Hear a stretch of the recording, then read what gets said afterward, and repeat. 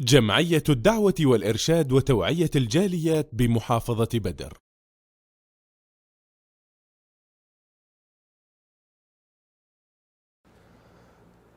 الحمد لله والصلاة والسلام على رسول الله وعلى آله وصحبه ومن والاه وبعد।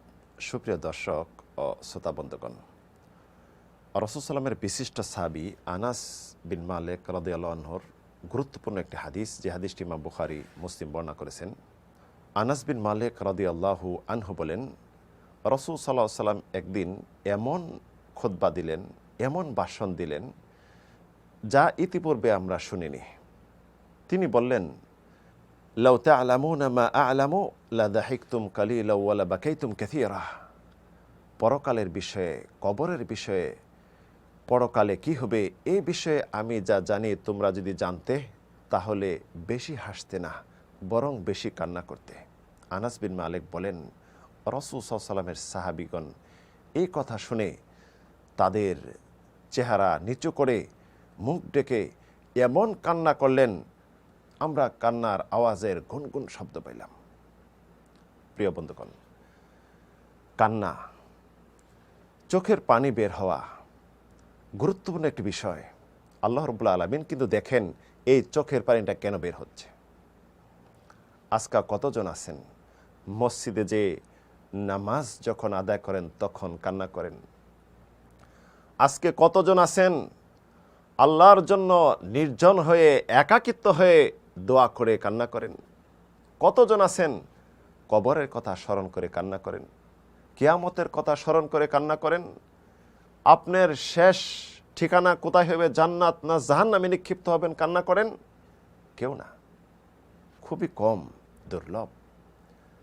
তবে জেনে রাখেন, আল্লাহর ভয়ে যারা কান্না করে তাদেরকে কখনো জাহান্নামের আগুন স্পর্শ করবে না। আল্লাহর ভয়ে যারা নির্জনতায় কান্না করে তারা সম্মানিত ব্যক্তি। কিয়ামতের দিন হাসরের মাঠে কতদিন অবস্থান করতে হবে আল্লাহ ভালো জানেন। পৃথিবীর 50,000 বছর কিয়ামতের একদিন। কত বছর অপেক্ষা করে শেষ পর্যন্ত বিচার শেষ করে ঠিকানা জান্নাত জাহান্নাম যে হবে, কতদিন অবস্থান করতে হবে, এত ভয়াবহতা এটি বিষয়। সূর্য খুব সন্নিকটে থাকবে, উত্তপ্ত গরম থাকবে, কেউ ঘামের কারণে সাঁতরাবে। এই অবস্থায় আল্লাহ রাব্বুল আলামিন 7 শ্রেণীর মানুষকে আরশের নিচে ছায়া দিবেন, যখন আরশের ছায়া ছাড়া অন্য কোনো ছায়া থাকবে না। তার মাঝে এক প্রকার হলো ওয়ারাজুলুন যাকারাল্লাহু খালিয়ান ফাফাদাত আইনা। ওই ব্যক্তি যে নির্জন হয়ে একাকিত্ব হয়ে আল্লাহর জিকির করে, আল্লাহকে স্মরণ করে এবং অশ্রু প্রবাহিত করে কান্না করে। যে চোখের কান্না আল্লাহর ভয়ে হয়, সেই চোখ কখনো জাহান্নামে নিক্ষেপ হবে না, জাহান্নামের আগুন স্পর্শ করবে না ওই চোখকে। রাসূলুল্লাহ সাল্লাল্লাহু আলাইহি ওয়াসাল্লাম ইরশাদ করেছেন, আইনান লা তামাসসুহুমান নার।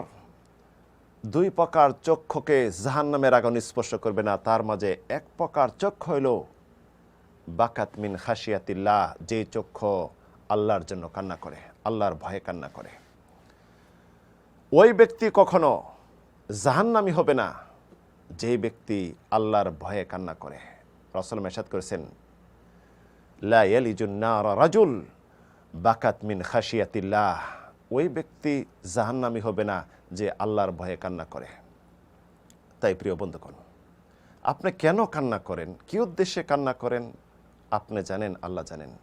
তবে বর্তমানে সবচেয়ে যে কান্নাটি প্রচার হচ্ছে, বেশি বেশি কান্না করতেছে কিছু ফাসেক মুসলিম, ফাজের মুসলিম, পাপিষ্ট মুসলিমরা।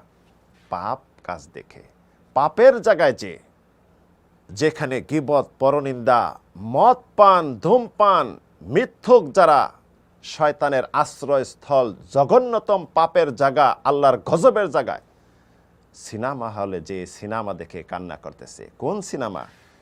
বাংলার সুপারস্টার, পাপের সুপারস্টার সাকিব খানের প্রিয়তমা ছবির দৃশ্য দেখে, প্রেমের আত্মত্যাগ দেখে। এমনকি কান্না করতেছে আমাদের দেশের মন্ত্রী মিনিস্টার আছে তারাও, যারা আমাদের মুসলিম জাতির অভিভাবক, আক্ষেপের বিষয়। এই সমস্ত পাপ দেখে কান্না করতেছেন, এই চোখ কখনো জান্নাতি হবে না যে পর্যন্ত তওবা না করেন। পাপ দেখে যতগুলি চোখের পানি পড়েছে জেনে রাখুন, এইগুলি আগুনে যেমন পেট্রোল ডাললে জ্বলে ওঠে জাহান্নামের আগুনে, এই সমস্ত চোখের পানি পেট্রোলের চেয়ে আর বেশি জ্বলে উঠবে আপনার জন্য। প্রিয় বন্ধু, সতর্ক সাবধান হন। দুনিয়াটা তামাশার, এই তামাশা থেকে দূরে থাকুন। জেনে রাখবেন, যখন পাপ কাজ করতে আপনি অগ্রগামী, পাপ কাজ করতে ভালো লাগতেছে, তখন জেনে নেবেন শয়তান আপনাকে গ্রাস করেছে।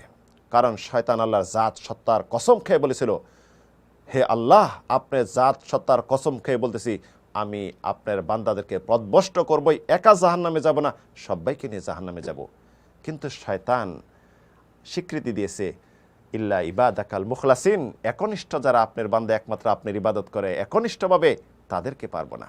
তাই একনিষ্ঠ বান্দা যদি না হন, তাহলে জান্নাতের আশা করা যায় না। তাই প্রিয় বন্ধুগণ, দুনিয়া আজকে আসি কালকে নেই, এক সেকেন্ডের ভরসা নেই।